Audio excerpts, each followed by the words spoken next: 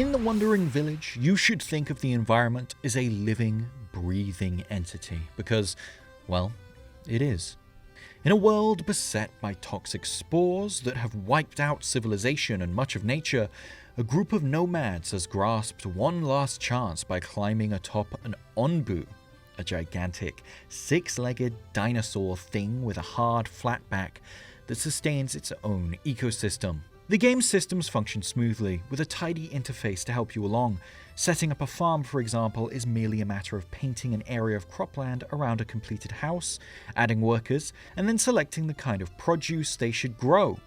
To begin with, the only option is beets, but that roster expands. Indeed, you don't direct individual citizens of the Wandering Village, rather you assign staff numbers to establishments that are automatically pulled from a pool of general workers, harvesters, carriers, and builders, as long as you have some to spare. Anyone can do any job if called upon, then are shuffled back into the manual labor force, and thanks to the animations of your cartoon charges, it's a pleasure to zoom into the close-up view of your village and watch these transitions and other routines play out. You can't dawdle for long, however, since you are surrounded by the post-apocalyptic landscape, and because the village is always moving forward, changing climates and weather conditions don't come to you, you come to them. Passing through spore clouds is one risk, causing nasty growths to form on onbu that spread poison blight to trees and crops, or infect villagers. Until you purge them, it's likely you'll need a doctor to cure the sick and a herbalist to grow medicine. And that requires scientific research, which in turn requires knowledge.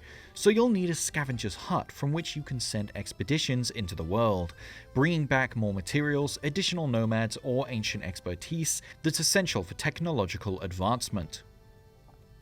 The real X factor in the Wandering Village is onbu itself, a majestic beast indeed. As it lumbers mile after mile, you need to pay more and more attention. Onbu's status is measured by toxicity levels, hunger, tiredness, and overall health, and as long as it can find food and uncontaminated areas to sleep, it largely takes care of itself. Eventually, you find ways to feed the beast and give it basic commands that will help you and your town.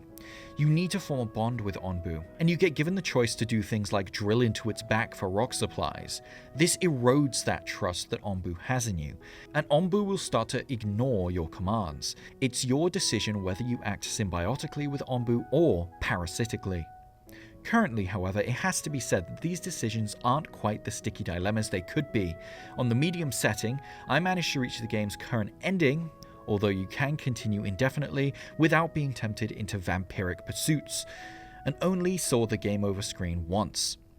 Few events have dramatic consequences as things stand, and villagers are almost too efficient and easily pleased to make you work at keeping them happy. While there are plenty of features in place then, another layer of depth and friction will be crucial in the long run.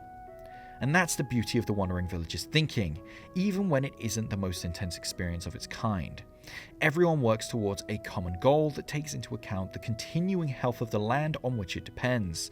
Despite the toxic spores and hard work, this is a kind of mini-utopia, devoid of rigid hierarchies, jealousy, and greed. Living on onbu thus feels like a privilege, and maybe it's the city builder we need right now.